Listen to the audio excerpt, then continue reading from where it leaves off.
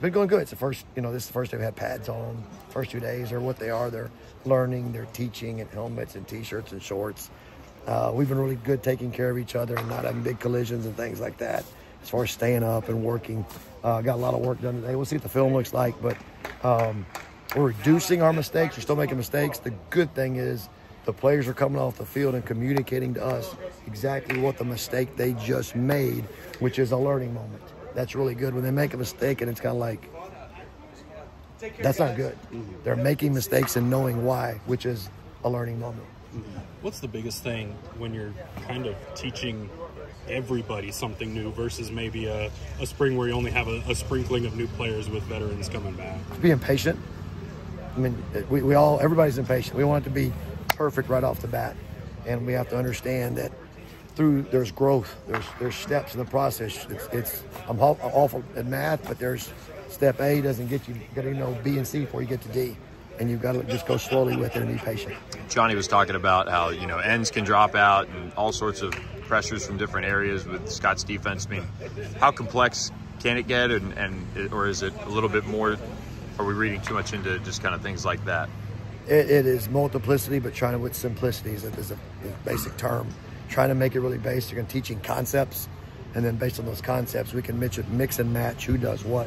But it's an aggressive, flexible deal, and I've been around that background before, so it's fun to play in. It's really fun to play in as a player because you get to multitask and do a lot of different roles.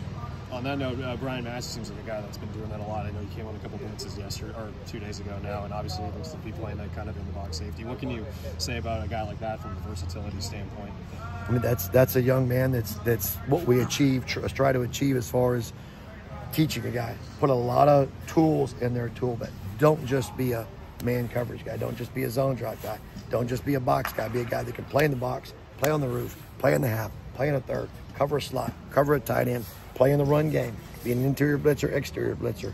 The more tools you can put in your toolbox makes you more valuable to help us win football games and building value for yourself when a GM, a defensive coordinator, a defensive back coach is looking at drafting you on draft day or not. That builds what you can do at the next level, and it's on tape that you can do it at the next for the next level. On the drop-down safety spot, is that kind of the skill set you're looking for? Someone who obviously can have the speed to blitz and the know-how, but also has the size to obviously. We would love in a perfect world to make the three guys. We could clone all three guys and do the same things. Yeah. We play the guys' strengths and weaknesses. We build upon their strengths. We try to increase their, I hate to use the word weakness, areas of growth, and try to get them better at those things. But that's one part of spring too. They're learning us. We're learning them at the same time. And it's a give and take there.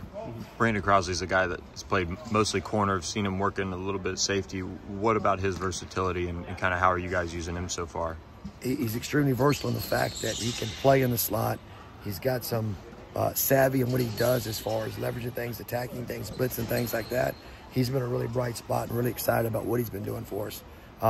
They expect some really big things from him. This group also gets a lot of work from a pretty quality wide receiver room. What's it kind of like putting those secondary guys against? Iron sharpens iron. I mean, we're trying to give them the best thing possible to get them better and back and forth. And there's a lot of give and take, and there's a lot of work. And once we come off the field, we're a football team. But between those lines, for the next 12 practices, they're the bad guys, we're the good guys, and we work. Isaiah Nakobe is a guy that really impressed in his first season. Looks even bigger now this year going into his second season. I guess, what did you see from him? Did you go back and watch some of the film from freshman year? And what have you seen from a potential jump standpoint for a guy like that? I've watched him, obviously, recruiting and saw him in high school and obviously knew of him there. Watched what he did last season. Was in and out last season with injuries, which kind of slowed some of his growth with getting as many reps as he really needed. But he's been a guy that's been eager to work. He loves ball. We have a lot of guys that really love ball, that really work outside of the window that we give them. In order to be really elite, you got to do stuff outside this building, outside the norm. And he's the guy that's dedicated and done that. So it's been really fun working with him. How about special teams concepts? What's the goal for special teams in spring? Maybe that's a dumb question, but no, to introduce schemes yeah, and be extremely fundamentally and technique sound. We give them a little bit, don't overload, just work on fundamentals and techniques and do our base things So we're prepared to take that jump in summer and fall workouts. But really, it's a hard time to focus in on fundamentals and technique.